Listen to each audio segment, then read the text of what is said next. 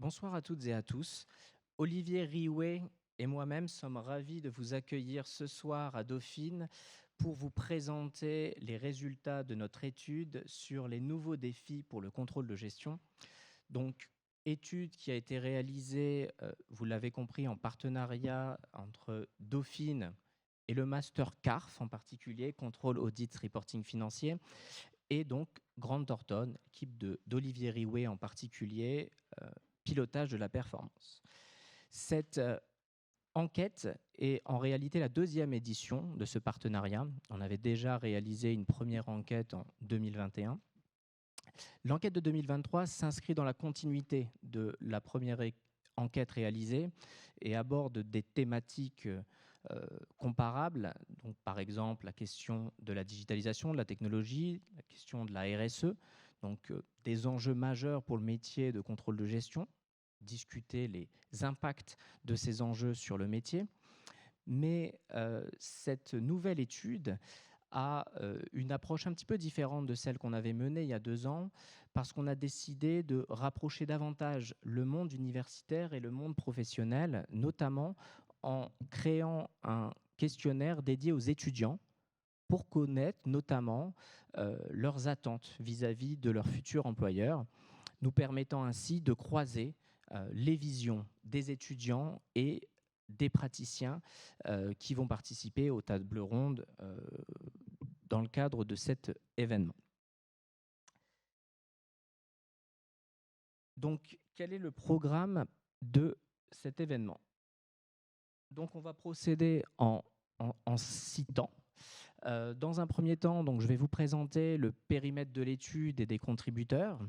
Et ensuite, nous allons fonctionner en 3 thématiques. Donc, on va développer la thématique compétences et gestion des talents, la thématique technologie et la thématique RSE. Ces 3 thématiques seront traitées de la manière suivante. On présentera d'abord quelques résultats structurants de l'étude sur chacune de ces thématiques et ensuite, on basculera sur un format table ronde avec nos invités. Pour le périmètre de l'étude et les contributeurs, alors je ne vais pas rentrer dans le détail des différents chiffres présentés ici, juste en rappeler quelques-uns. Premier résultat, c'est le nombre de répondants. Plus de 1000 répondants à cette enquête, une hausse de 20% par rapport à l'étude réalisée en 2021, ce qui fait l'une, sinon la enquête la plus importante sur le métier de contrôleur de gestion récente. L'idée de cette étude est d'avoir une vision avec plusieurs angles d'analyse. J'évoquais les étudiants tout à l'heure, donc on a interviewé bien évidemment des contrôleurs de gestion, mais aussi des clients des contrôleurs de gestion, c'est-à-dire des directions commerciales, achats, RH, etc. Donc pour avoir une vision à 360, d'une certaine manière, de la question du métier du contrôleur de gestion. Donc des contrôleurs de gestion, des clients et donc des étudiants. Cette étude quantitative a été complétée par ailleurs par un certain nombre d'entretiens que nous avons réalisés avec des directeurs contrôle de gestion, des éditeurs de logiciels, des recruteurs, des RH et aussi des étudiants. Donc, on remercie déjà tous les contributeurs pour le travail et le temps consacré pour cette étude. Donc, sans plus tarder, j'invite Christelle Boileux à me rejoindre pour pouvoir animer la table ronde sur compétences et gestion des talents.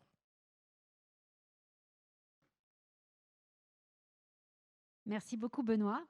Donc, en effet, cet axe est présenté sous l'angle à la fois vision entreprise et également avec la vision des étudiants.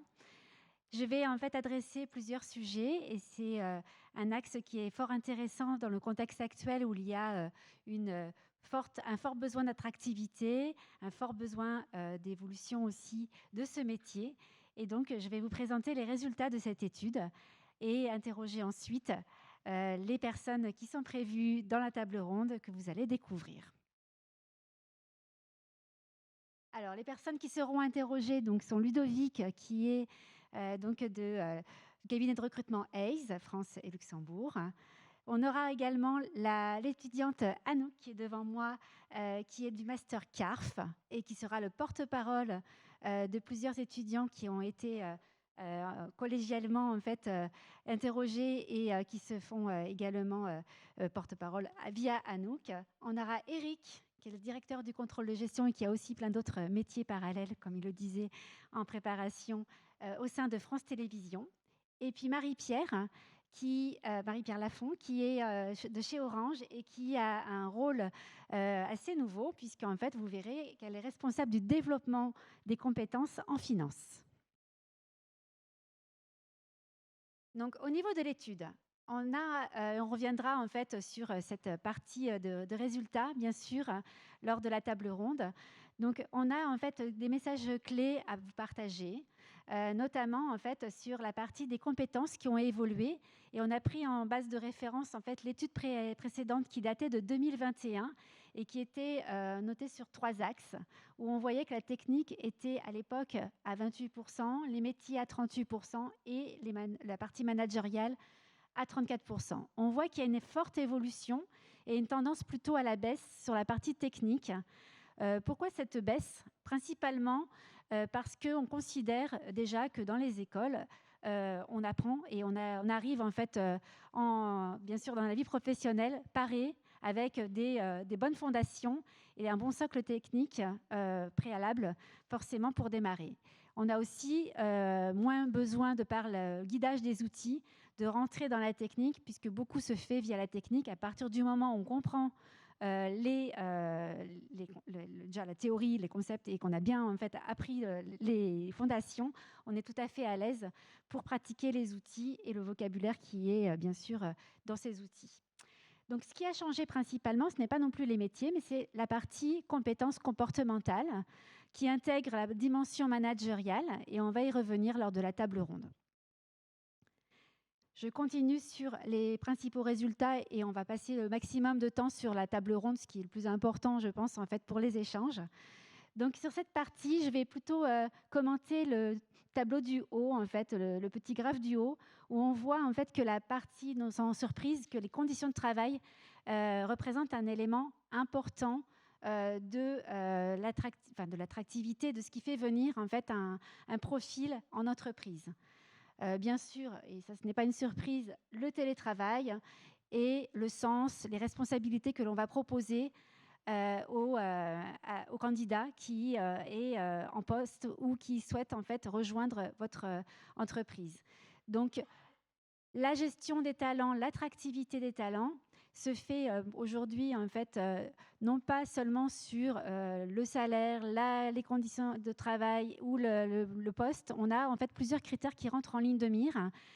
Et on aura sur ces sujets-là, bien sûr, des témoignages de différentes personnes qui vont pouvoir en fait l'alimenter. Je vais assez vite sur les résultats de l'étude pour respecter le timing.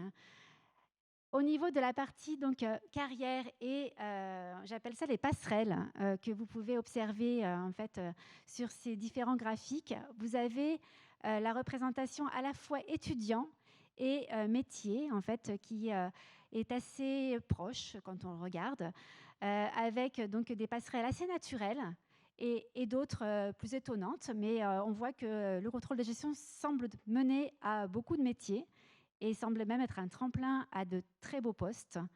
Et nous aurons également la vision métier et étudiant juste dans quelques minutes. Sans plus attendre, je vais m'asseoir auprès des personnes que j'interviewe au niveau de la table ronde et je vais continuer donc avec les témoignages.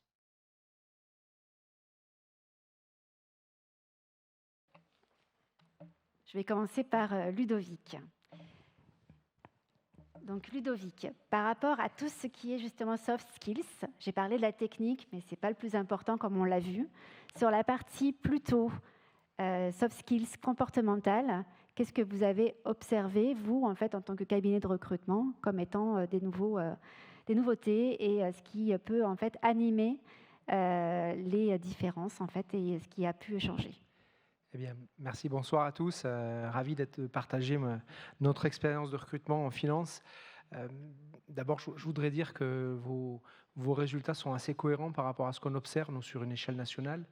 Aujourd'hui, on est présent partout en France et on a une soixantaine de personnes qui recrutent pour les directions financières. Et je ne peux pas vous dire que les recrutements en contrôle-gestion sont majoritaires par rapport au volume de postes qu'on traite, mais ça augmente d'année en année. C'est toujours la compta qui reste les premiers gros volumes de recrutement. Cela dit, quand on observe sur vos graphes et sur les retours que les compétences métiers aussi augmentent, ça donne du sens parce qu'on demande de plus en plus aux contrôleurs de gestion, que ce soit des jeunes étudiants qui arrivent sur le marché de l'emploi ou lors des seniors, d'avoir une bonne compréhension des domaines, des métiers contrôlés. On parle d'industrie, on parle de secteur, on parle de services, on parle voilà, de tous ces différents métiers.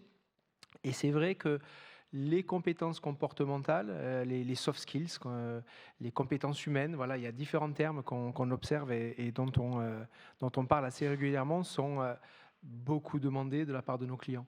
Que ce soit des PME, que ce soit des grosses ETI, des petites ETI, des groupes du CAC 40, on préfère recruter des personnes qui ont la vocation, l'amour du métier. Là encore, on a différents termes, hein, mais les yeux qui brillent, c'est un peu pour nous, les recruteurs, cet élément qui va faire la différence. Et tout ça, on va le voir aussi au travers des choses aussi simples comme la capacité à s'exprimer. Nous, en entretien, on va passer beaucoup de temps à observer la manière dont les personnes communiquent. Est-ce que c'est clair? Est-ce que c'est concis? Voilà, un candidat qui peut expliquer des concepts un peu complexes avec une très grande pédagogie, ça va des choses qui vont vraiment nous intéresser. Quand on projette le métier d'un contrôleur de gestion, c'est quelqu'un qui va s'adresser à des non-financiers et qui va devoir avoir une très bonne compréhension, une très bonne capacité de synthèse. Voilà, donc c'est pareil, la synthèse dans un entretien de recrutement, pour nous, ça c'est important. Un autre caractère important aussi, c'est la confiance en soi. Et ça, la confiance en soi, c'est quelque chose qui se travaille.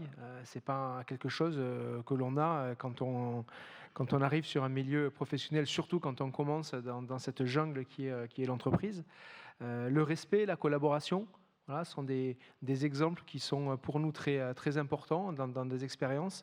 Et pour les étudiants, le conseil que je pourrais donner, c'est de vraiment aborder des stages, des projets d'entreprise, des projets d'école aussi, qui parfois sont de très très bons ambassadeurs quelque part de ces compétences.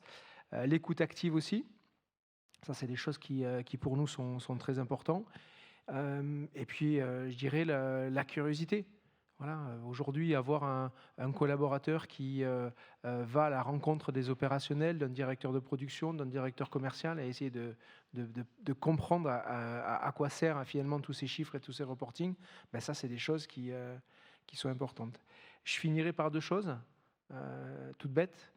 L'envie. Voilà, l'envie, la passion. L'amour du métier, je le redis, mais ça, ce sont des choses qui sont pour nous recruteurs très très importantes. Merci Ludovic. Je pense que c'est un très bon, en effet, une bonne entrée en matière pour laisser également Marie-Pierre compléter avec la vision de l'entreprise. Oui. Bonsoir à tous. Donc, merci aussi de participer à cette table ronde ce soir. Je ne vais pas revenir sur ce qu'a dit Ludovic. Je suis entièrement d'accord avec toi. Ce qu'on peut voir, pour apporter un éclairage aussi complémentaire, le pourcentage peut paraître faible des compétences techniques.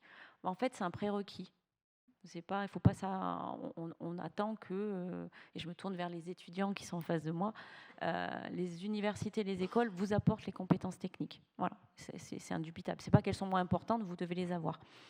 Et après, ce qui est important, c'est effectivement plus sur la partie comportementale. Je ne vais pas revenir sur tout ce que tu as mis en exergue. Moi, j'insisterai plus. C'est souvent un premier métier, le contrôleur de gestion, on l'a vu, hein. Mais c'est aussi la capacité de changer, de s'adapter, de tenir compte de son environnement changeant, de tout cet écosystème changeant. Et ça, on le voit en ce moment et on l'a vu, le jeune contrôleur de gestion, ou même pas jeune, moyen aussi, on va dire moins jeune, doit vraiment savoir intégrer, se remettre en question. Alors, sans déflorer les 2 autres tables rondes, mais qui vont venir derrière, mais c'est clair que tout ce qui se passe autour de la data et de la RSE sont des choses que le contrôleur de gestion doit intégrer.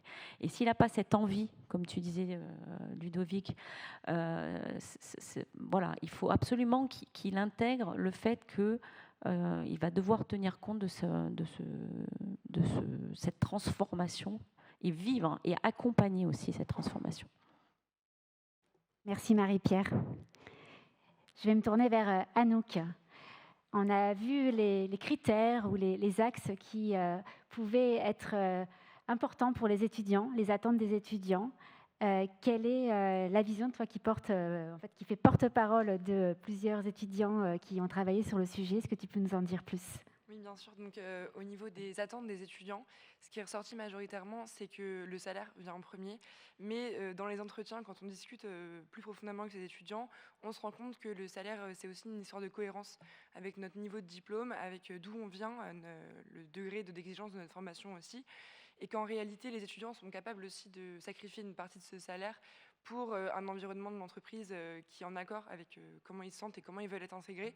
Parce que sur les 2-3 attentes qui viennent juste après ce salaire, on a une évolution de carrière qui est très importante avec des demandes de feedback par rapport à leur hiérarchie.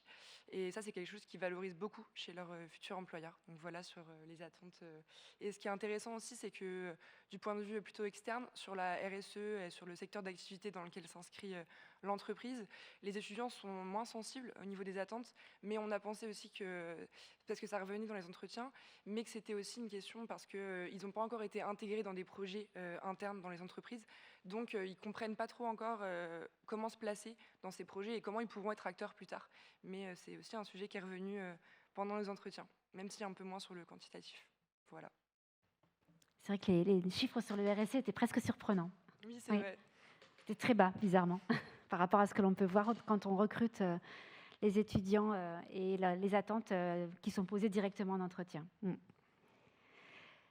Une autre question, en fait, je m'adresse à Eric.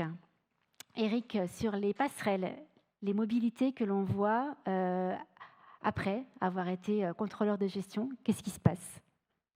Alors, les contrôleurs de gestion aujourd'hui sortent de l'école, normalement ils maîtrisent plein de choses, les outils, comme vous avez dit. Maintenant c'est un requis, c'est un prérequis.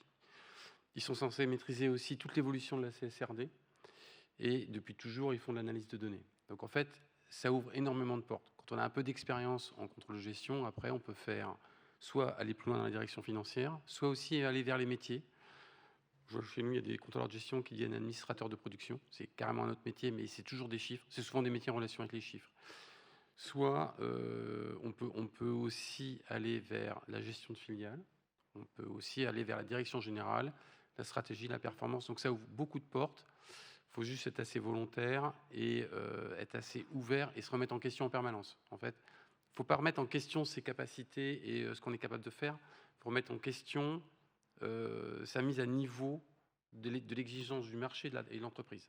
C'est juste ça. Et à partir de là, on peut aller un peu partout, et même dans des boîtes totalement différentes. Je vous rappelle que le contrôle de gestion, on en fait partout. Vous pouvez être contrôleur de gestion industrielle de petits pois, et puis demain, vous pouvez être dans les médias ou dans le pétrole.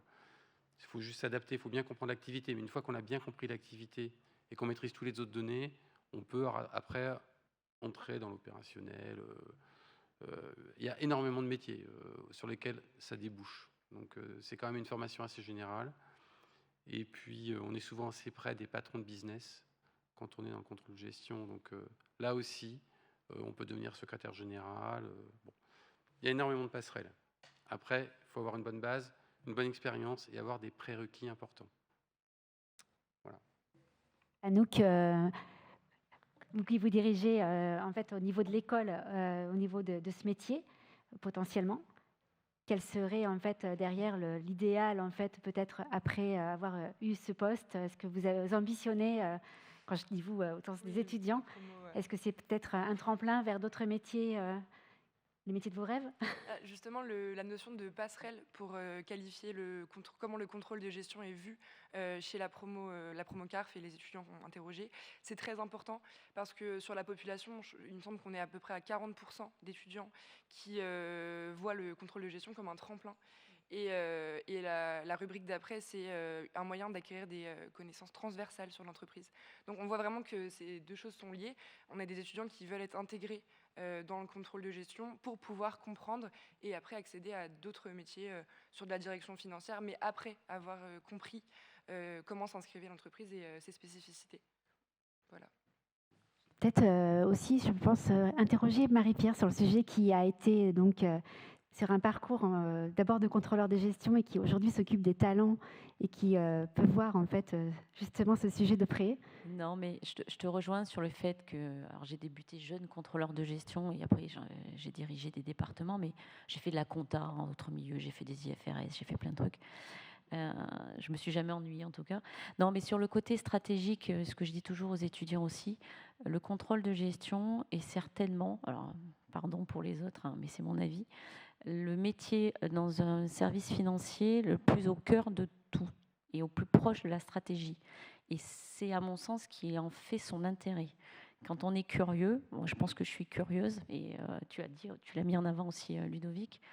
Quand on est au courant de tout, après, on peut voir les départements qui nous intéressent, les matières qui nous intéressent, on tisse des relations avec des personnes et ça nous donne envie de rebondir sur autre chose. Donc on a un énorme... Enfin, si on sort de son bureau, on a un énorme relationnel quand on fait du contrôle de gestion. Voilà.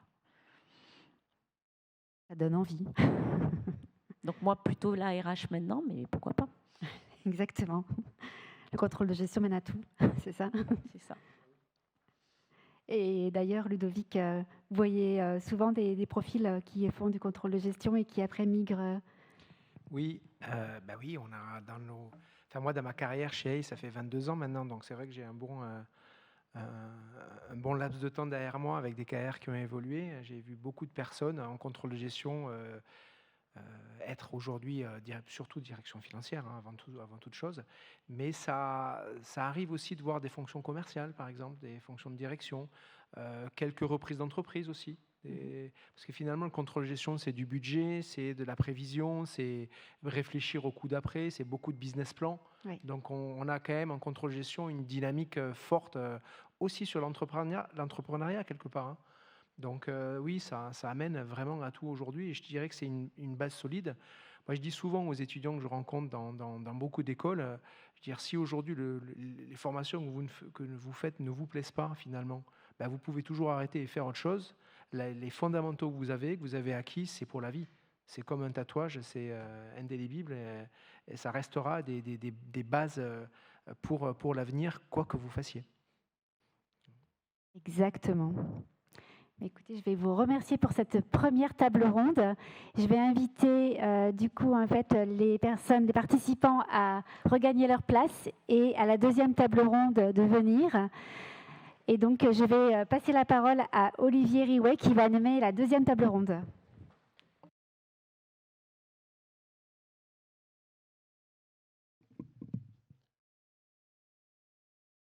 Merci Christelle. Merci Christelle pour... Effectivement, on l'a vu, les compétences humaines sont de plus en plus importantes, mais un élément aussi incontournable du métier de contrôleur de gestion, c'est effectivement de travailler autour de la data, des process. Et tout ça, aujourd'hui, nécessite quand même de la technologie pour pouvoir l'adresser. Alors, merci déjà à mes différents participants. Vous voyez que vous avez aujourd'hui un certain nombre d'éditeurs donc qui sont présents autour de la table. Et je dirais que Laurent va jouer le rôle, lui, plutôt du client, de montrer ce que lui, il attend des solutions technologiques. Avant de passer à la table ronde, quelques éléments de résultats. Alors, quand on a posé la question, effectivement, assez classique, de savoir au niveau des entreprises quel est l'outil utilisé par les contrôleurs de gestion, Excel ressort toujours le premier outil du contrôle de gestion. Toutefois, on note par rapport à ce qu'on avait observé il y a 2 ans, quand même une régression de 2 points de l'utilisation d'Excel. Donc on voit quand même qu'il y a toujours cette utilisation d'Excel, mais qu'elle régresse quand même. Donc, c'est-à-dire que depuis 2 ans, il y a quand même eu un certain nombre de projets au sein des organisations donc pour digitaliser le contrôle de gestion. Après, on a posé la question, effectivement, autour des solutions. Est-ce que les contrôleurs de gestion, en fin de compte, sont satisfaits des solutions qu'ils utilisent PMBI? Et là, en fin de compte, on arrive à un tableau assez contrasté, parce que si on le résume, il y en a 50% qui sont satisfaits, il y en a 50% qui ne le sont pas. Donc, ça interroge quand même. Alors après, quand on regarde un peu plus dans le détail le pourquoi du comment, dans les 50% qui ne sont pas satisfaits, on va retirer une partie qui sont des clients sur lesquels ils sont encore sur des anciennes technologies et donc il n'y a pas toute la souplesse que peut offrir, en fin de compte, les nouveaux outils et la nouvelle technologie. Maintenant, si on regarde les 50% restants en disant, voilà, quand on a retraité cette information-là, regardons ceux qui sont plutôt sur des nouvelles technologies, des nouveaux outils, et bien, en fin de compte, qu'est-ce qu'ils nous disent? En fin de compte, le sujet, ce n'est pas la technologie, le sujet, ce n'est pas l'outil. Les outils, ils fonctionnent, ils sont fiables, ils sont beaucoup plus ergonomiques. Le principal sujet qui ressort, c'est tout ce qui va être autour du retraitement de données, la fiabilité de données et la connexion avec les autres systèmes. Donc, quand on va faire du XFP&A, donc Extended Financial Planning Analysis, il y a besoin de la connexion avec l'ensemble des autres systèmes. Donc, il y a un véritable sujet, effectivement, à travailler autour de la mise en place des solutions EPMBI, c'est effectivement le retraitement et la fiabilité et la qualité des données. Après, on a fait un exercice un peu plus prospectif en disant, on a tous entendu parler de l'intelligence artificielle, vous avez tous entendu parler depuis ces derniers mois de ChatGPT, de Copilot, de Bard, de Mistral AI. Donc voilà, toutes ces nouvelles technologies qui sont en train d'arriver. Et donc la question qu'on se posait, c'est de se dire, OK, mais demain, pour le contrôle de gestion, ça veut dire quoi, ces nouvelles technologies? Quel va être l'impact et quels vont être, fin de compte, les éléments qui vont bouger? Et là, fin de compte, on voit qu'aujourd'hui, les choses ne sont pas encore totalement claires. Principalement, on voit qu'il y a un gain qui est attendu, mais on n'est plus sur de la productivité. Et là, en fin de compte, on n'est pas trop sur l'intelligence artificielle. On est plus sur de la robotisation et de l'automatisation, fin de compte, d'éléments. Par contre, effectivement, quand on regarde un certain nombre de répondants, là, sur lesquels ils nous ont exprimé, et lors des entretiens, il y a une véritable attente de ces nouveaux outils pour effectivement pouvoir améliorer le pilotage et pouvoir aussi plus se concentrer sur l'analyse. Donc on voit bien. Et en plus, les étudiants, alors là, les étudiants, ils ne rêvent que de ça, d'avoir des outils d'intelligence artificielle, parce qu'ils ont compris que le contrôle de gestion, c'était pas forcément de faire des tableaux Excel jusqu'au bout de la nuit, mais c'était d'utiliser de la nouvelle technologie pour pouvoir effectivement aider à la prise de décision. Dernier sujet qu'on a abordé, on a commencé aussi à l'évoquer rapidement dans la première étape, c'est la RSE. RSE, je pense que tout le monde a vu les publications 2024, 2025, donc ils vont être des obligations pour bon nombre d'entreprises. Et fin de compte, il y a même plus d'entreprises qui croyaient y échapper, mais qui, fin de compte, rentrent totalement dans le scope qui va être demandé au niveau de la CSRD. Et là, on voit, le constat est un peu sans appel en termes d'outillage, entre rien et pas grand-chose. Fin de compte, on a effectivement la panoplie, voilà, avec de l'Excel et aucune solution. Donc là aussi, il y a tout un boulevard et un terrain de jeu pour les solutions EPM. Voilà pour les éléments de constat. Je vais venir rejoindre la table et effectivement pour qu'on redétaille ces sujets-là avec mes différents intervenants.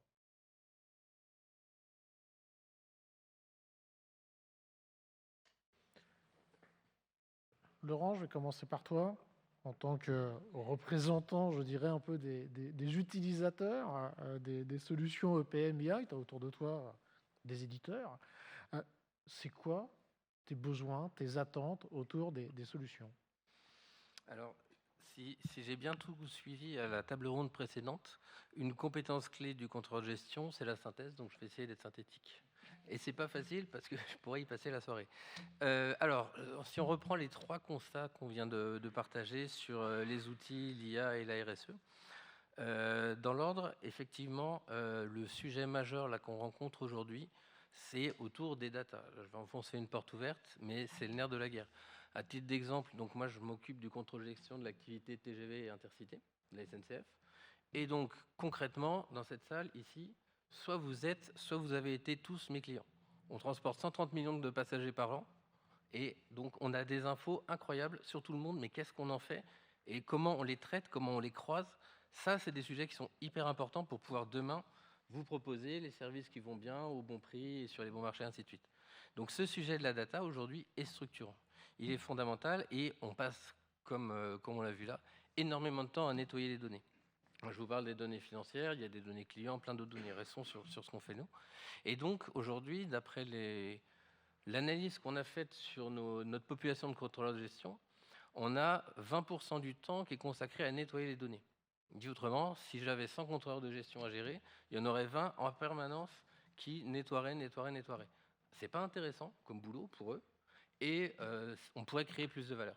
Donc, un des sujets qu'on a, c'est comment arriver à avoir des données en qualité au bon moment pour pouvoir prendre les bonnes décisions.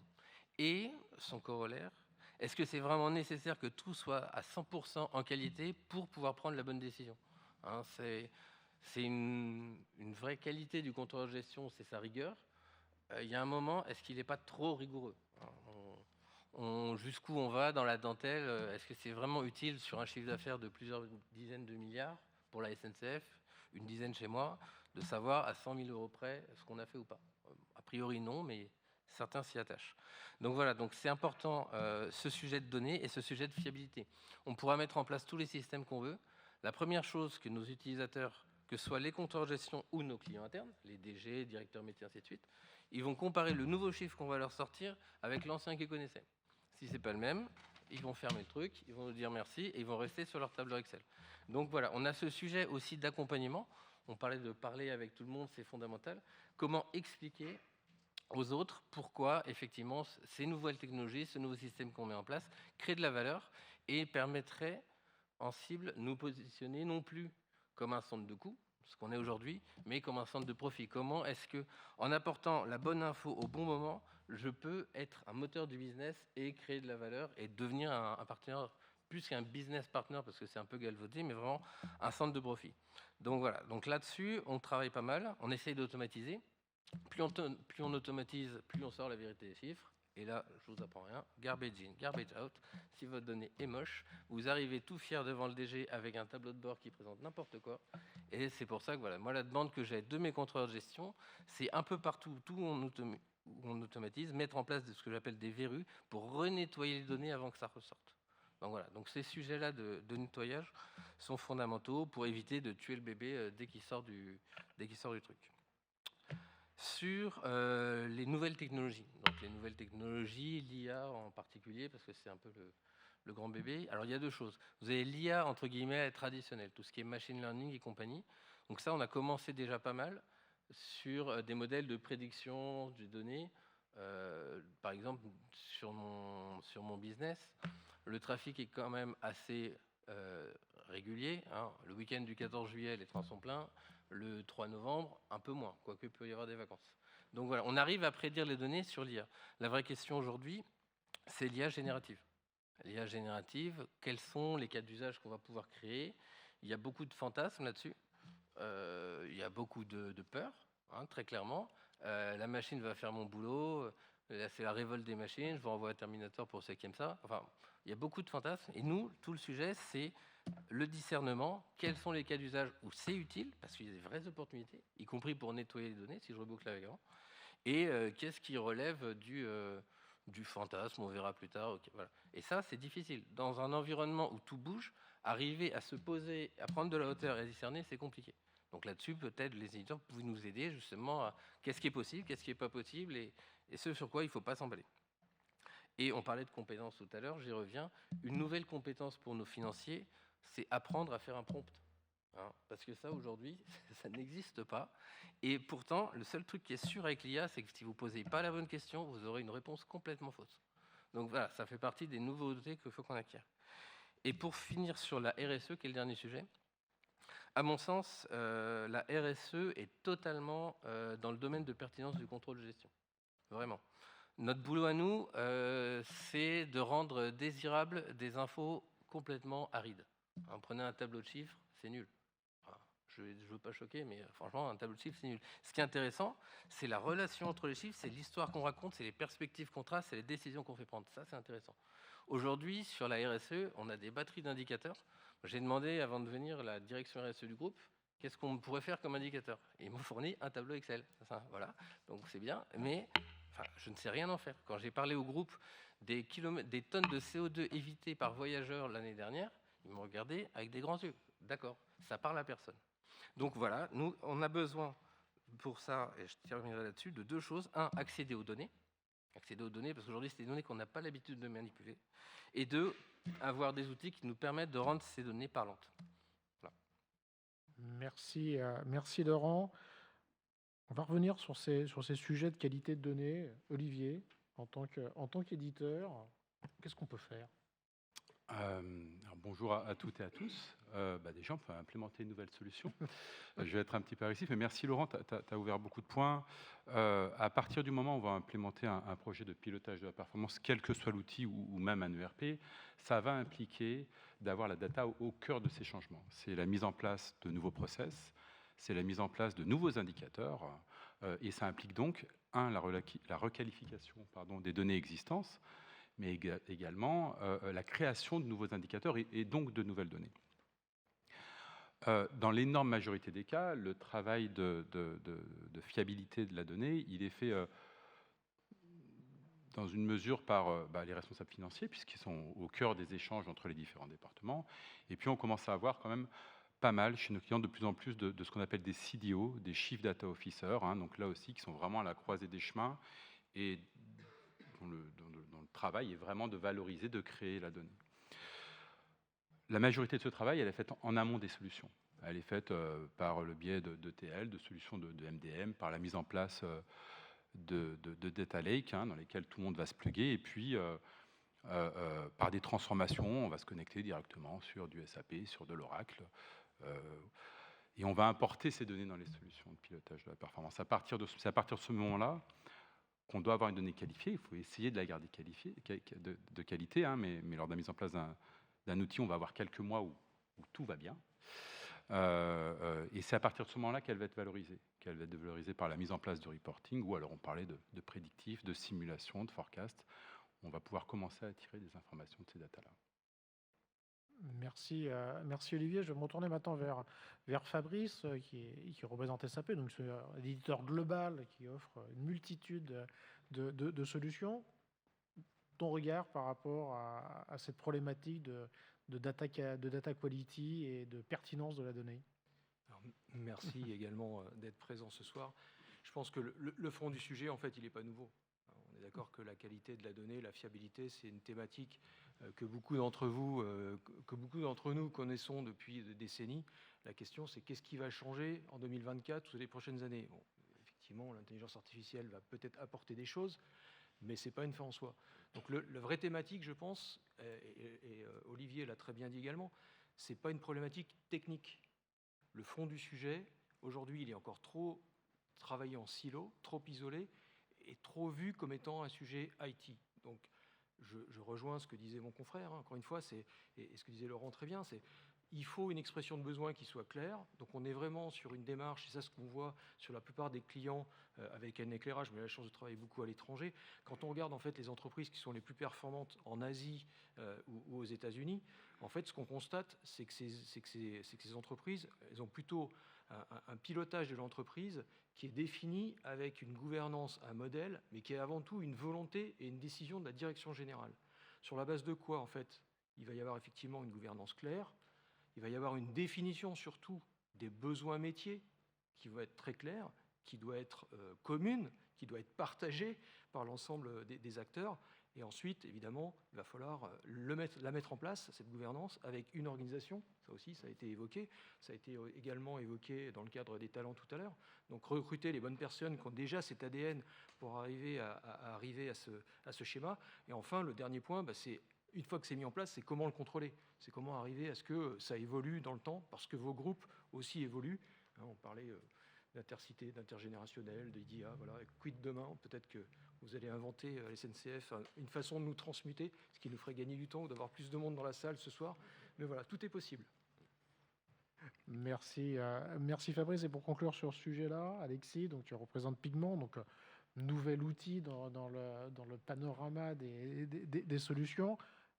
Comment est-ce que vous traitez vous aussi le sujet au sein de votre solution? Tout d'abord, merci pour l'invitation. Écoutez, moi, je vais peut-être plutôt compléter ce qu'ont dit mes confrères et Laurent. Effectivement, on peut mettre en place des systèmes. L'outil n'est pas le problème aujourd'hui pour venir consolider la donnée, pour venir la traiter, la fiabiliser, la contrôler à différentes étapes. Ça, c'est une question d'outil. Il y a effectivement une question de processus, de gouvernance. Et je crois que le vrai défi, c'est finalement de le faire dans la durée, en fait. C'est-à-dire que l'implémentation d'une solution de pilotage de la performance, les 6 premiers mois, on est en qualité de données. La difficulté, c'est on n'est pas dans un monde figé. Et comment, à travers l'évolution de mes offres, de mes départements, eh bien, mon modèle de données va pouvoir lui aussi évoluer et garder cette exigence de qualité qu'on me demande, moi, contrôleur de gestion, quand je suis en restitution de ces chiffres. Donc c'est aussi sur le temps long, je crois, qu'il faut embrasser la problématique de gestion de la donnée. Merci. Si je peux juste rajouter un point, parce qu'il y a un point moi, qui me semble très très important et que Laurent a soulevé, au-delà des problématiques de data, c'est aussi tout ce qui va toucher au change, à la conduite du changement et à l'implémentation des projets. On peut avoir des data qui sont nickel. À partir du moment où on n'a pas mis en face à un moment les opérationnels, tu parlais d'une data, je ne trouve pas ce que j'ai dans mon fichier Excel, lui expliquer pourquoi il n'a plus son fichier Excel, pourquoi ce n'est pas la même data. Si ça est fait, après c'est beaucoup plus simple. Merci, merci à tous pour votre témoignage. Maintenant, si on passe à l'autre sujet, effectivement, qui fait fantasmer beaucoup de monde, c'est l'IA générative, sujet dont on entend parler régulièrement dans la presse. Et là, j'ai une question, voilà, quel va être l'impact demain de l'IA sur les EPM et les contrôleurs de gestion? Alexis, vous travaillez sur quoi? Faites-nous rêver. Je ne sais pas si je vais vous faire rêver. En tout cas, je crois que Laurent, tu l'as bien introduite. Il y a 2 types d'IA, on va dire, celle prédictive et celle générative. Je vais répondre à la question qu'on se pose tous un peu, c'est quel cas d'usage pour le contrôle de gestion? Alors, nous, chez Pigment, il s'avère qu'on a pu participer à un hackathon avec OpenAI. Et la question était, comment est-ce qu'on intègre ChatGPT dans Pigment, dans un outil de pilotage de la performance? Et donc, la question qu'on s'est posée est finalement, que souhaiteraient avoir nos clients comme cas d'usage? Naturellement, la première chose qu'on peut faire, c'est interroger une base de données, de connaissances, de documentation d'un outil. C'est, on va dire, la première étape qu'on pourrait avoir, interroger l'outil sur une façon sur une question, une fonctionnalité. Dans l'étude, ce qui était intéressant, c'était effectivement de voir que l'impact de l'IA générative irait principalement sur la productivité qu'on pourrait donner aux contrôleurs de gestion. Et la productivité dans un outil de pilotage de la performance, c'est de la productivité dans la construction des modèles, la modélisation, l'aide à la constitution de formules, à la création de formules. Si demain vous pouviez interroger Excel et créer votre budget avec des formules parfois un peu complexes, vous serez très heureux qu'on puisse vous le faire. Vous gagnerez plutôt en temps d'analyse qu'en temps de modélisation. Donc ça, c'est un sujet sur lequel on travaille efficacement chez Pigment, à l'intégrer, parce qu'on pense que demain, ça sera une aide à la modélisation pour nos clients contrôleurs de gestion.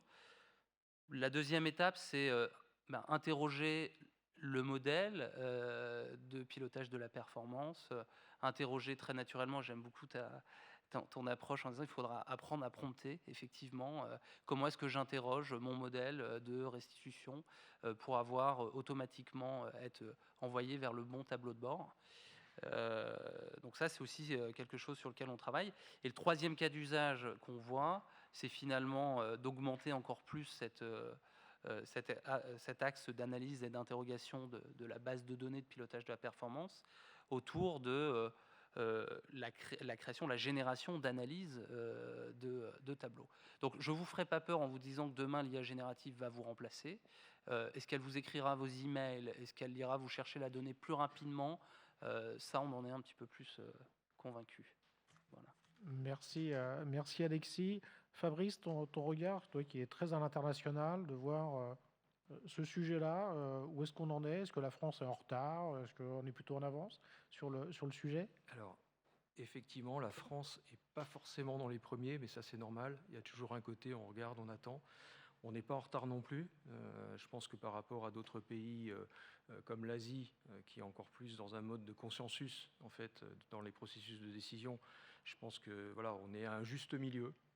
Bon, pour le coup, il faut quand même s'y mettre. Voilà, c'est quand même le premier message. Alors c'est vrai qu'on peut penser aux Américains qui sont toujours dans la techno, dans l'avance, Yaka, Yes We Can, etc. Bien sûr. Je pense que le vrai fond du sujet, c'est qu'aujourd'hui, un contrôleur de gestion qui utilise des outils EPM et qui a un outil EPM qui ne fait pas d'IA ou qui ne prévoit pas d'IA, il y a un problème. C'est un vrai fond, et on l'a dit, sur la durée, sur la pérennité. Donc si vous faites un choix de solution EPM, vérifiez que la solution embarque de l'IA. Premier constat. Deuxième constat, c'est que l'IA, effectivement, est prépondérante dans les solutions EPM, mais au service du contrôle de gestion. Ça aussi, ça a été très bien dit. Voilà, on ne cherche pas à remplacer l'humain, on cherche plutôt à l'aider dans sa fonction, à l'aider à travailler. On parlait de planning, de modèle, je pense que tout est dit. Hein. L'objectif, encore une fois, c'est vraiment le modèle du contrôle de gestion. Pour un ancien contrôleur de gestion des années 90, il y avait le mot contrôle et le mot gestion. C'est un peu old school. C'est pour ça qu'on parle de pilotage de la performance. D'ailleurs, vous l'avez vu, tous les éditeurs parlent plutôt de cet axe-là. Donc ça, c'est important d'avoir cette logique de change qui évoquait Olivier aussi également. Mais ce qui est fondamentalement intéressant, c'est que le métier du contrôle gestion, il est plutôt dans la simulation. Il est plutôt aujourd'hui dans le fait de travailler avec des jeux de données, avec des volumes de data. On parlait de qualité tout à l'heure. Donc on reboucle en disant, si j'ai un jeu de données avec de la qualité et des informations, je peux faire des analyses pertinentes. Voilà. Donc la quadrature du cercle est rebouclée. Donc un outil EPM, il doit couvrir à la fois l'IA, pour avoir des accélérateurs, pour faire de l'apprentissage, pour faire des projections, pour commencer à donner tout un ensemble de prérogatives ou d'options. Mais l'humain, c'est lui qui va décider si c'est le best case scénario ou le worst case, ou l'intermédiaire, et changer les hypothèses, les différents critères. Et enfin, il faut faire les analyses pertinentes, donc avoir de la BI associée, le tout en un, c'est le côté rêvé pour les contrôleurs de gestion, pour avoir les meilleurs outils. Côté board, Olivier, vous réfléchissez sur quoi en termes d'IA? Déjà en introduction, il y a des innovations depuis 10 ans, il y a eu le big data, il y a eu le prédictif, et sur ces parties-là, il y a eu très très peu de cas d'usage in fine pour la fonction finance qui sont arrivés. On en a parlé pendant des années. L'IA, c'est 18 mois et on a déjà des dizaines de cas d'usage qui sont possibles. Aujourd'hui, on différencie ça de deux façons. D'abord, il y a l'IA pour les personnes qui créent les modèles, les data, et là il y a des choses qui existent déjà, qui sont fonctionnelles, mais ce qu'il va y avoir d'ici 12 mois, c'est voici mes fichiers, je vais à l'extrême, voici mes fichiers, voici ma base de données, tu me construis mon modèle de données, tu me construis les rapports. Ça, c'est quelque chose qu'on sait faire, qu'on ne sait pas encore industrialiser, mais qu'on sait faire et qui sera implémenté dans les solutions d'ici 12 mois. Donc c'est un changement qui est fondamental sur la construction des rapports. Après, sur l'IA générative, après, il y a toute la partie également sur les utilisateurs. Là, il y a des choses qui existent déjà et qui sont déjà implémentées, qui sont donne-moi de la prospection sur ces datas, qu'est-ce que tu vois? Crée-moi, on parlait de business intelligence, crée-moi un graphique à la volée, un chart, mon camembert, donne-moi le top 3, le top 5. Ça, ce sont des choses qui sont déjà implémentées dans les solutions. Et puis là où on va aller encore une fois, on a vraiment aujourd'hui, la problématique qu'on a avec l'IA générative, ça va être ce qu'on ne peut pas faire. Mais la phase de développement technologique n'est pas complexe, en fait. Donc, il y a peu de limites aujourd'hui. Donc, on le voit, il y a un boulevard avec cette nouvelle technologie qui va arriver, effectivement, à la phase dans les phases d'implémentation, de réflexion et après d'utilisation, où, effectivement, comme on l'a dit en plus, ça ne va pas remplacer l'humain.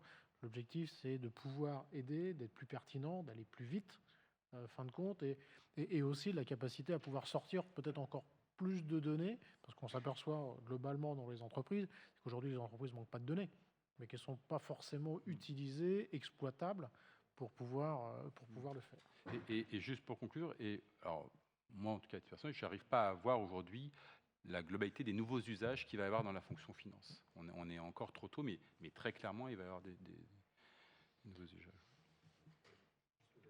Et je pense qu'on est vraiment sur des sujets d'accélération, en fait. Il faut le voir comme étant un moyen, comme de la mise à disposition. On parlait de rapports tout à l'heure. Aujourd'hui, pour ceux qui travaillent avec des outils actuels, y compris avec Excel, la question c'est est-ce que vous reproduisez votre existant dans une nouvelle génération d'outils EPM, ou est-ce que vous repensez le schéma différemment en disant, finalement, est-ce que c'est pas plus aussi du vocal? Alors sans parler de Minority Report, Star Wars, etc. Mais on peut être quand même dans une logique de dire finalement le just ask, j'ai besoin de poser une question et immédiatement le système doit répondre pour moi. C'est ça qu'il va faire. Mais la question, c'est vous qui allez la poser. C'est pas lui qui va vous la supposer. Merci. Je vous propose qu'on passe au troisième thème, effectivement, qui était celui de la RSE. Donc, vous l'avez vu au travers de l'étude, c'est qu'aujourd'hui, c'est peu, voire pas outillé. Alors, c'est vrai que la réglementation a bougé jusqu'à il y a très récemment pour arriver effectivement aux éléments qui devront être produits par les entreprises à partir de 2025. Maintenant, la question, c'est de savoir, au-delà de l'aspect purement reporting et communication, c'est comment les outils EPM demain vont pouvoir aider et répondre à toutes ces attentes de pilotage de la RSE et d'intégration, en fin de compte, de la RSE dans le modèle de pilotage de l'organisation. Comment voyez les choses côté SAP, Fabrice? Alors, pas que côté SAP, je pense que c'est de manière globale. Ce que l'on voit, c'est que le sujet RSE, d'abord, il n'est pas nouveau, même si la réglementation vous pousse à avancer, ou en tout cas à déclencher quelque chose. Je pense que pour tous ceux qui font du contrôle de gestion depuis pas mal de temps, des indicateurs d'activité, voilà, ou métier, carbone, c'est déjà des sujets depuis une dizaine d'années qui étaient évalués, qui étaient traités. Mais il y a une accélération. Ça, c'est le premier constat. Le deuxième constat, c'est que c'était souvent fait de manière isolée, sur Excel, dans des outils parfois dédiés, donc le côté un peu niche silo. Donc là aussi, deuxième constat, on voit qu'aujourd'hui, c'est une problématique qui est plus large, qui est plus globale, qui est une problématique d'entreprise, qui rejoint, qui touche la stratégie globale de l'entreprise et l'image de l'entreprise. Donc, une fois qu'on a dit ça, pourquoi les outils EPM sont on va dire les enablers, ou en tout cas les facilitateurs? Tout simplement parce que les outils EPM du marché, il y en a au moins 3 autour de cette table, dignes de ce nom, qu'est-ce qu'ils savent bien faire? Ils savent structurer la donnée, ils savent la collecter, ils savent la traiter, ils savent la consolider, ils savent l'analyser. Voilà. Donc une fois qu'on a dit ça, on se dit, tiens, finalement, on le faisait pour des indicateurs financiers, non financiers, pourquoi ne pas le faire pour la RSE? Donc la réponse c'est oui, les outils EPM sont nativement faits, prêts pour absorber la RSE, et qui plus est, souvent on a des starter kits, on a des contenus prêts à l'emploi. Alors c'est vrai qu'on attend le sujet normatif, mais pour autant c'est aussi une problématique interne de gouvernance pour justement, encore une fois, que les différents dirigeants sur les différentes activités, sur les différents métiers de l'entreprise puissent arriver à prendre les bonnes décisions. Donc c'est pas qu'une vision externe, c'est aussi une vision interne. Merci Fabrice. Côté pigments, des choses qui vont sortir prochainement autour de la RSE ou qui sont peut-être déjà sorties? Alors, côté pigments, mais je rejoins Fabrice, comme tout EPM digne de ce nom, je pense qu'on partage la même vision autour d'un besoin de consolidation de la donnée, ce que fait très bien un outil de pilotage de performance, une dimension calculatoire pour la traiter, et puis dans certains cas, et Laurent, tu disais, qu'est-ce que je fais de mes millions de CO2 économisés, une dimension aussi de simulation de scénario important. Qu'est-ce qu'on fait, notamment sur la comptabilité carbone, une fois que j'ai collecté ma donnée, que j'ai fait collaborer l'ensemble des contributeurs, comment je fais pour piloter, simuler, afin de réduire cette empreinte carbone. Donc naturellement, au-delà de l'aspect normatif, on voit l'EPM comme l'outil d'aujourd'hui et de demain pour embrasser cette problématique, et qui plus est au sein de la direction finance, qui a encore une fois une belle opportunité de rester l'orchestrateur de la donnée en entreprise. Merci Alexis. Olivier, le mot de la fin? Le mot de la fin, c'est difficile. Non, le constat que je fais depuis quelques semestres, quand même, c'est que la RSE, alors j'enlève la partie CSRD, est très normative, mais reste un sujet qui est encore peu mature aujourd'hui dans les entreprises. Alors je vais faire exception des très grands comptes qui, eux, ont des outils, ont des process, ont des indicateurs qui existent, mais globalement, on a quand même un peu l'impression que beaucoup de sociétés apprennent en marchant, hormis ces quelques exceptions. Après, une solution de pilotage de la performance, alors on parlait de collecter les données, mais ça reste plutôt flexible, agile, c'est facile de créer des indicateurs. Le fait qu'il n'y ait pas encore cette maturité permet justement de construire et d'évoluer, avoir une certaine agilité, donc d'évoluer un peu avec le modèle RSE. Merci à tous pour avoir participé à cette table ronde, et je vais passer la parole à Benoît pour nous parler effectivement de l'impact et du rôle du contrôle de gestion avec la RSE. Merci Olivier pour cette transition. Donc on a déjà un petit peu commencer à évoquer la question de la RSE à partir d'une réflexion sur les solutions. Merci.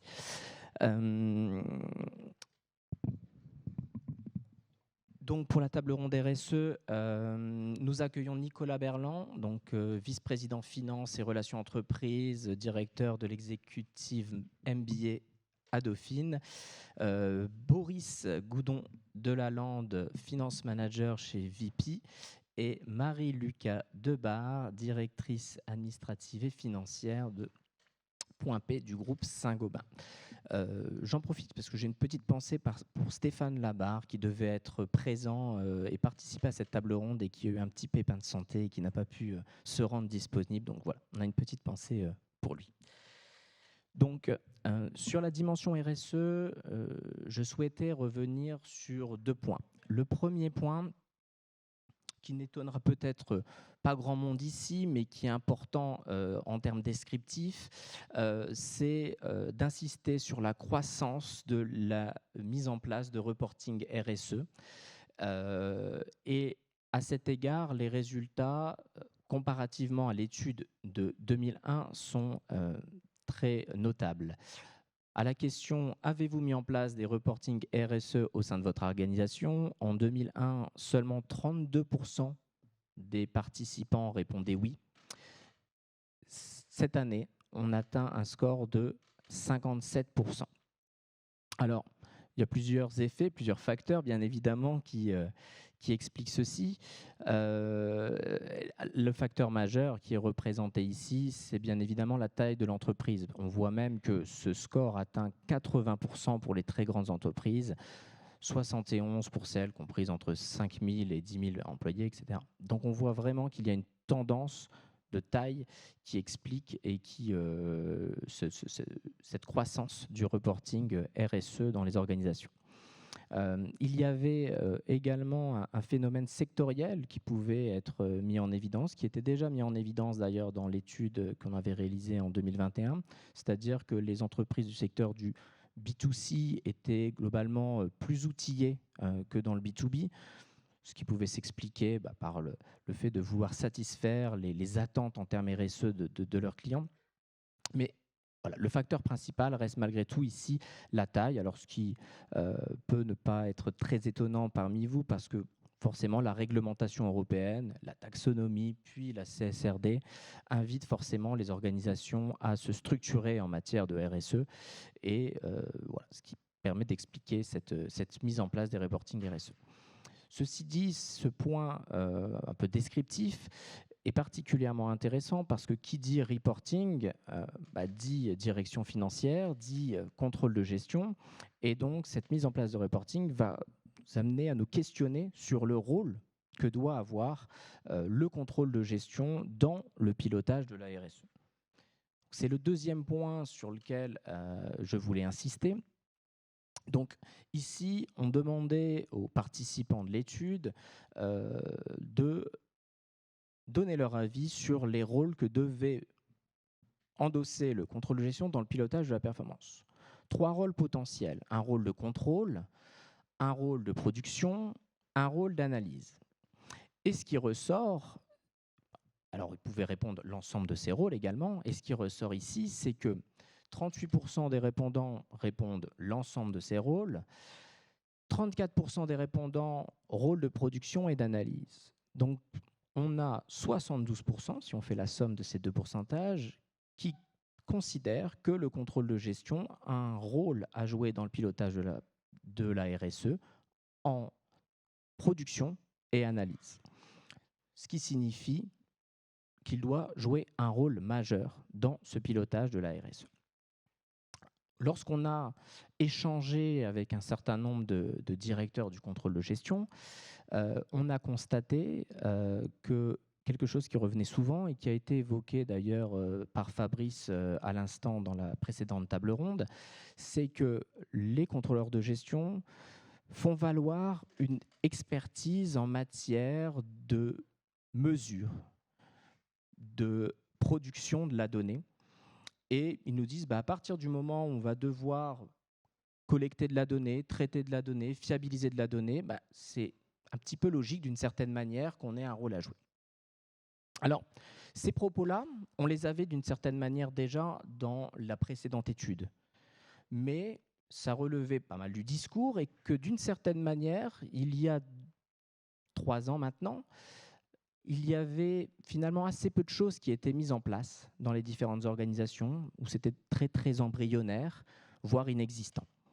Or, la réglementation européenne aidant bien évidemment, l'arrivée de la CSRD en particulier, on se rend compte maintenant qu'il y a un certain nombre de témoignages de contrôleurs de gestion qui nous disent moi finalement j'ai une part importante dans le pilotage de la RSE, j'ai même pris la main sur le pilotage de la RSE. Donc, au-delà des degrés d'avancement des différentes organisations, des différentes entreprises, ce qui reste intéressant pour les praticiens, mais aussi pour les universitaires, les chercheurs, c'est de se questionner sur la gouvernance de la RSE et la place que va prendre le contrôle de gestion dans cette gouvernance, notamment dans son articulation avec les différents autres acteurs, comme les directions RSE, les directions RH, par exemple. Et donc, c'est ce que je vous propose de discuter avec les participants à la table ronde.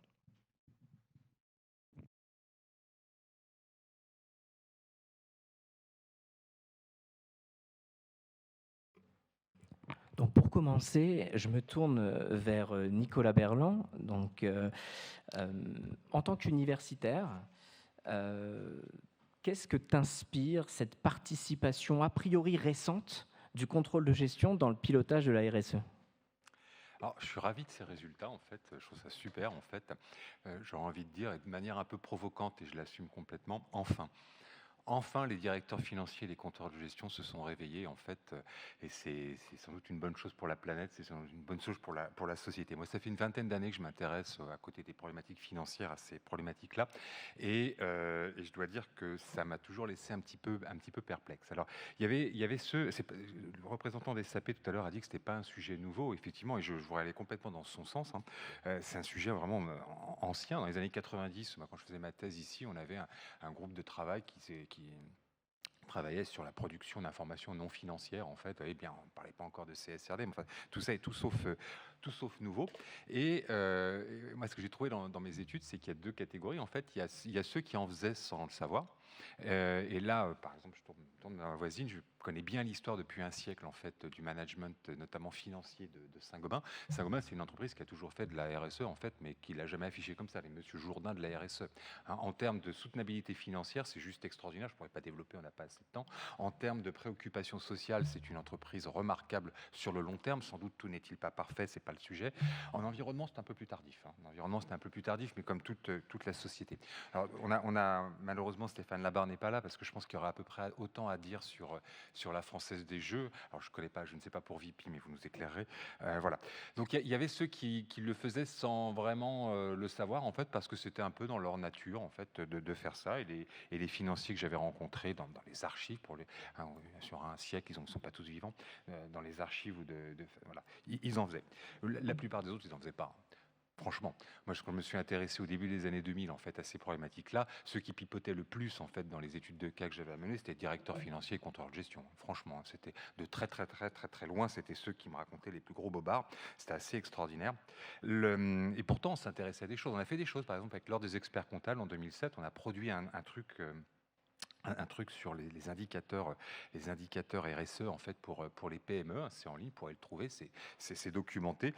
Bon, on avait invité dans un congrès que j'avais organisé en 2007 une directrice financière. Elle nous a expliqué, en posant son sac Gucci sur la table, qu'il fallait se dépêcher d'aller aux Maldives parce que vous comprenez, le niveau des eaux monte. C'était à peu près le seul discours à peu près potable que l'on avait. Vous voyez, ça laissait un petit peu perplexe. Et puis est arrivé la CSRD. Alors là, c'est le grand soir.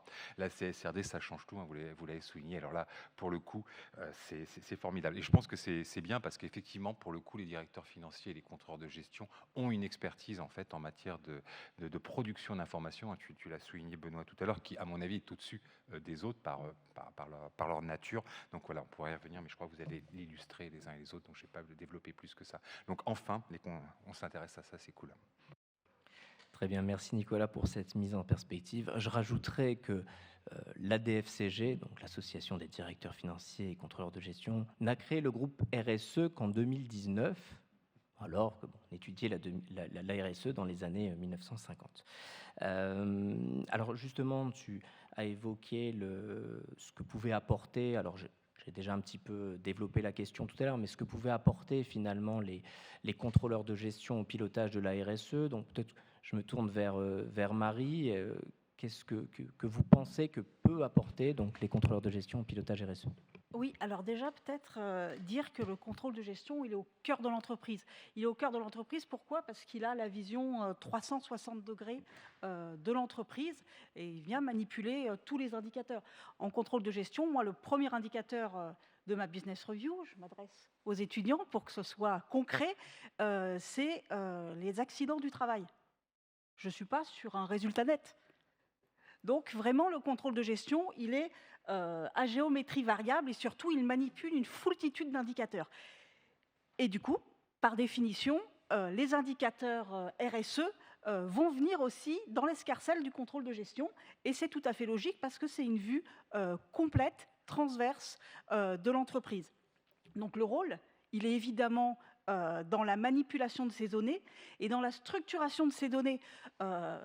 Pareil, des cas concrets chez Saint-Gobain et chez Point P, donc une filiale de distribution du groupe Saint-Gobain, on va avoir plein d'indicateurs RSE.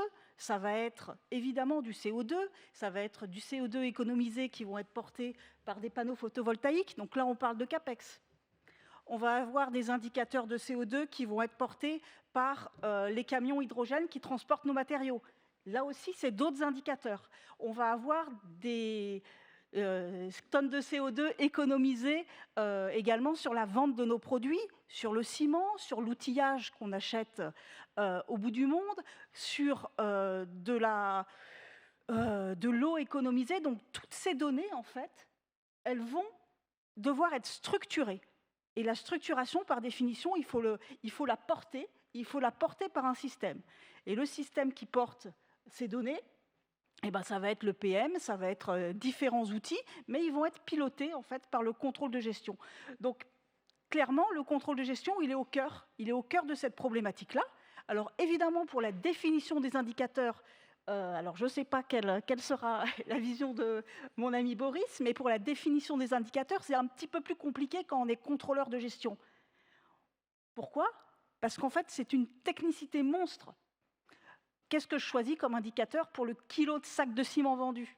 Qu'est-ce que je choisis comme indicateur quand je parle de l'outillage et du tournevis? Est-ce que je vais regarder la responsabilité sociétale de mes fournisseurs? Est-ce que je vais regarder l'eau que j'économise? Est-ce que je vais regarder les ressources que je réemploie? Donc tout ça, en fait, c'est très technique. Donc on attend que les ingénieurs produits, que les gens du métier nous disent exactement ce qu'il va falloir mesurer pour pouvoir après le faire rentrer dans notre système, venir le piloter, instaurer une gouvernance de la donnée, en fait, de se dire comment est-ce qu'elle évolue dans le temps et comment est-ce qu'on la porte. Et, last but not least, on va dire, comment est-ce qu'on valorise tout ça? Parce que c'est bien de parler d'équivalent tonne CO2. Cela dit, ce qui parle quand même, encore, à tout le monde, c'est l'euro. Alors oui, je vous ai parlé des accidents du travail, ça je suis d'accord, parce qu'on parle d'humains, mais clairement, comment est-ce qu'on va venir convertir tous les indicateurs en RSE sur un dénominateur commun et sur des choses qui parlent aux gens de façon à pouvoir impacter en fait du décisionnel de CAPEX, du décisionnel de marge, du décisionnel concernant la constitution de gamme. Donc tout ça, clairement, pour moi, on est dans la gouvernance de la donnée, de la data RSE. Donc évidemment, portage de la donnée, donc décisions qui viennent du métier parce que trop technique pour les contrôleurs de gestion, mais après, élaboration de la structuration de la donnée avec l'aide des contrôleurs de gestion, maintenance de ces données-là, gouvernance de la donnée, et puis après restitution, parce que le contrôle de gestion, évidemment, dans toute entreprise, normalement, c'est le contrôle de gestion qui met un peu un tampon sur les données. Et donc, c'est logique que ça passe par le contrôle de gestion, puisque le contrôle de gestion va venir valider les données de reporting RSE. Merci beaucoup. Je me tourne maintenant vers Boris, qui a été interpellé d'ailleurs par Marie, lui demandant si il avait le même avis qu'elle sur le rôle que pouvait avoir le contrôle de gestion. Je vous laisse la parole. Bonjour à tous et merci pour l'invitation. Alors déjà, c'est pas facile de parler en dernier parce que je pense que beaucoup de choses ont été dites et globalement, évidemment, j'acquiesce avec l'ensemble de ce qui a été dit sur le rôle du contrôle de gestion pour les reporting RSE. Je dirais en complément que déjà à la base, lorsqu'on parle de reporting RSE, de reporting extra-financier, déjà il y a reporting. Et c'est vrai que basiquement, les contrôleurs de gestion, le controlling, la finance en général, est habitué à faire des reporting, alors généralement et historiquement financiers. Bon, quand c'est extra-financier, effectivement, même d'un point de vue lexical, on comprend bien que c'est la suite de l'histoire. Et ensuite, et ça a été évoqué à plusieurs reprises, je dirais qu'en termes de réflexes au quotidien, en termes d'outils, les contrôleurs de gestion sont sans doute les mieux armés dans l'entreprise par leurs habitudes de positionnement, par leurs habitudes d'analyse, les habitudes de reporting. Tout ce qui est manipulation des chiffres, etc., sont et de KPIs, et d'analyse. Les contrôleurs de gestion sont déjà habitués dans leur lettre de mission à les fournir. Donc là, effectivement, on parle simplement d'indicateurs additionnels qui sont alors clairement pas uniquement des euros, mais qui peuvent être d'autres indicateurs. Chez VP, alors on n'a pas la même histoire, on est forcément beaucoup plus récent. Déjà, on n'a pas un siècle d'existence, mais 22 ans. Non, mais nous, on date de 1665. Et donc, alors, c'est sûr que le sujet est arrivé progressivement. Bon, moi-même, j'y suis que depuis 2 ans, donc je ne peux pas forcément vous parler de l'historique auparavant, mais ce que je comprends, c'est que ce sont quand même des problématiques qui sont apparues autour de 2018-2019, avec en particulier une responsable RSE qui d'ailleurs a été nommée à ce moment-là et qui a eu N-2 de notre président fondateur, Jacques-Antoine Granjon. Et au fur et à mesure, ce qu'on a voulu quantifier, ce qu'on a voulu reporter, la manière de le reporter, c'est structuré progressivement. Aujourd'hui, autour de cette personne, donc on a 2 personnes qui travaillent spécifiquement sur la RSE, mais en revanche, il y a un comité de gouvernance d'environ une dizaine de personnes, et dans cette dizaine de personnes, à peu près chaque département est représenté. Chaque département qui est concerné par les problématiques de RSE, mais globalement, du coup, ce sont tous les départements. Donc je pense qu'il y a un représentant RH, il y a un représentant de la tech. Évidemment, étant un site internet, on a évidemment des équipes tech très lourdes, très importantes. On a le responsable des services généraux, des RH, etc. Et donc de la finance. Moi, je suis la voix de la finance. Et c'est vrai que ça a été abordé tout à l'heure. Le contrôle de gestion est peut-être, avec la direction générale, le département qui est sans doute le plus au courant de tout ce qui se passe, qui est le plus amené à travailler avec l'ensemble des départements, et en conséquence de quoi, et donc effectivement le mieux positionné pour centraliser, coordonner les reporting, les informations, donner des manières de les valoriser, des KPIs, là encore. Voilà. Si j'ai répondu à votre question. Oui, tout à fait. Merci beaucoup pour votre témoignage. Une question complémentaire et qui aborde cette question de la gouvernance. Alors, il y a la gouvernance des données qui a été mentionnée, il y a l'entité RSE qui a été mentionnée. C'est comment le contrôle de gestion va s'articuler avec les autres acteurs de l'organisation, potentiellement d'ailleurs des acteurs historiques de la RSE, donc une direction RSE, je citais tout à l'heure les ressources humaines, mais qui ont été d'une manière indirecte citées tout à l'heure. Enfin, comment cette articulation peut-elle se faire? Est-ce qu'il n'y a qu'une seule manière d'articuler les choses? Est-ce que c'est en fonction de l'histoire, en fonction du secteur? Voilà, est-ce que vous avez un avis sur cette articulation potentielle avec les autres acteurs de l'organisation? Oui, peut-être si je peux peut-être commencer à répondre à cette question-là. Il y a une quinzaine d'années, il y avait dans toutes les entreprises la direction du développement durable. Exit le développement durable, vive la RSE. Mais en fait, le sujet, il est que pour initier une démarche, il faut créer une direction dans une entreprise pour porter un projet. Le fait est que la RSE, en fait, tout le monde est concerné, tous les services sont concernés. Donc petit à petit, les engagements RSE vont venir en fait se diffuser dans tous les services. Et moi, je me demande si dans 10-15 ans, il y aura encore une direction RSE, puisque tout le monde se sera approprié ces indicateurs et ces engagements RSE, puisque les limites planétaires, maintenant, tout le monde est au courant. Ça fait partie des engagements de toutes les entreprises de réduire leur empreinte carbone. Et simplement, toutes les directions de l'entreprise vont s'approprier à leur compte, avec leurs indicateurs, avec leur façon, en fait, de traiter leur impact carbone. Et moi, je suis persuadée que pour initier la démarche, il faut une direction RSE. En revanche, à moyen terme et long terme, la RSE, mais c'est tout le monde, en fait. Ah, mais pour moi, c'est certain, je suis complètement d'accord, parce que là encore, aujourd'hui, j'en reviens, on parle de reporting extra-financier, je pense que dans quelques années, on ne précisera plus, et de toute façon, ça rentrera dans les packages de communication de l'ensemble des entreprises.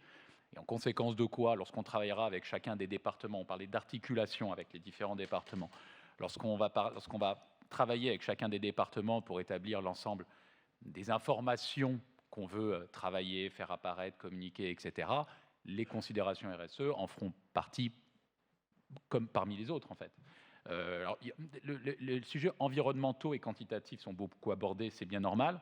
Dans RSE, il ne faut pas oublier qu'il y a aussi l'aspect social. C'est pour ça que moi, j'ai en tête les RH, parce qu'on travaille beaucoup avec eux, parce que, entre autres, je pense à chaque fois, ce sont des chiffres qu'on communique, hein, et évidemment avec du commentaire et du qualitatif, mais nous, on travaille beaucoup sur la part des femmes dans l'entreprise, la part des femmes dans la tech en particulier, parce que vous pouvez imaginer, c'est un vrai sujet. Aujourd'hui, on est encore sur une base de 85-15, hein, pour être clair.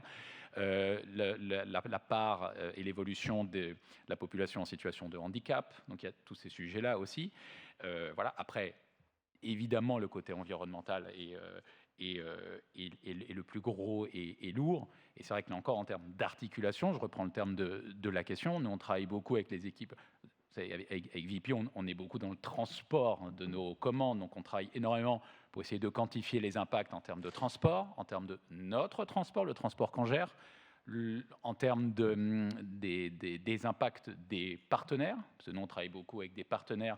Et alors, une des grosses difficultés pour nous, c'est de valoriser l'impact du transport des produits de leur entrepôt vers le nôtre, lorsque c'est le cas. Donc nous, on a une double complexité, hein, en termes de transport, de tonnes de CO2 économisées, etc. On a une autre problématique qui nous est particulière. Alors, on bosse beaucoup avec les IT sur le poids de nos images. Alors ça paraît idiot.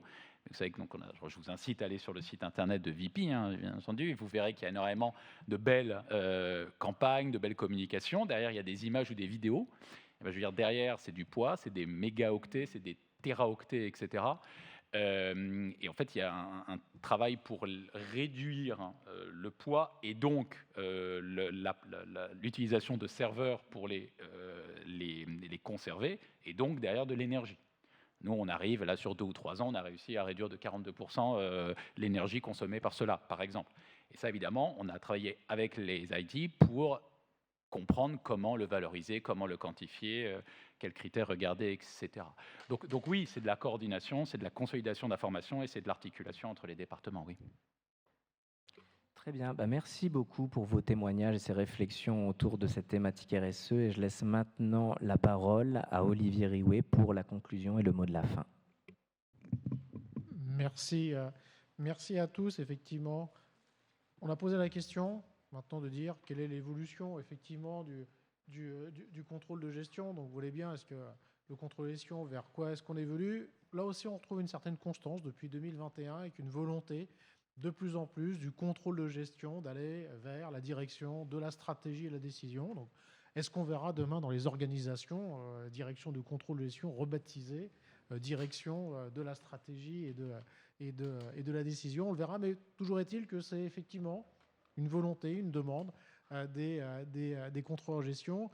Et effectivement, après, la question, c'est quelle vision de l'évolution du du contrôle de gestion, je pense qu'on en a largement parlé au cours de cette conférence, et effectivement de pouvoir faire davantage d'analyse, d'aller de plus en plus vers ce rôle d'animation, d'échange au sein de l'organisation.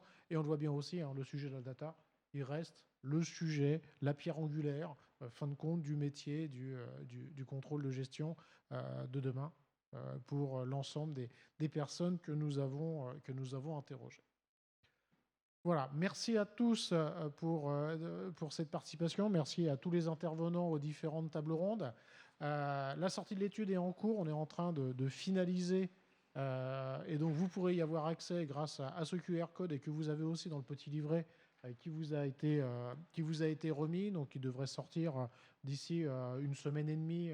Il sera mis à disposition et vous aurez accès donc à l'ensemble du détail de l'étude qui a été faite.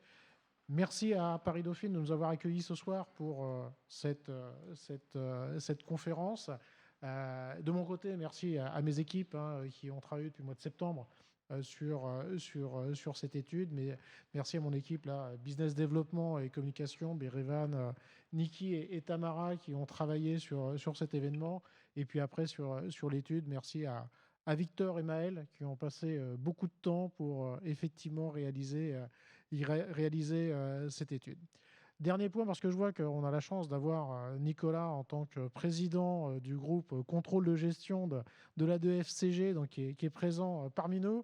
Donc, vous savez que tous les ans, la DFCG organise le prix du directeur du contrôle de gestion de l'année. Donc, je vous invite à y participer. Nicolas, ici présent, pourra vous donner tous les éléments de détail pour participer à ce Grand Prix. Donc, c'est Stéphane Labarre qui devait être là ce soir, qui a reçu ce prix l'année dernière. Donc voilà, donc n'hésitez pas à candidater pour aussi promouvoir tout le travail qui est fait au sein des organisations autour du contrôle de gestion.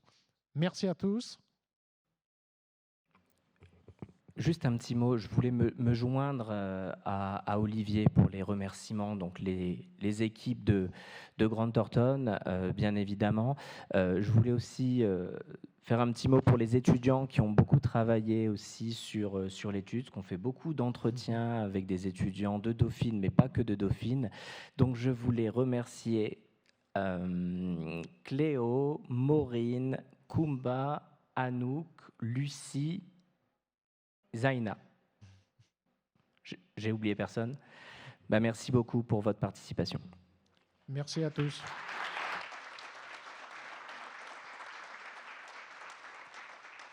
Voilà, je vous propose de continuer les échanges autour d'un cocktail qui va vous être servi à la sortie de la salle. Merci à tous.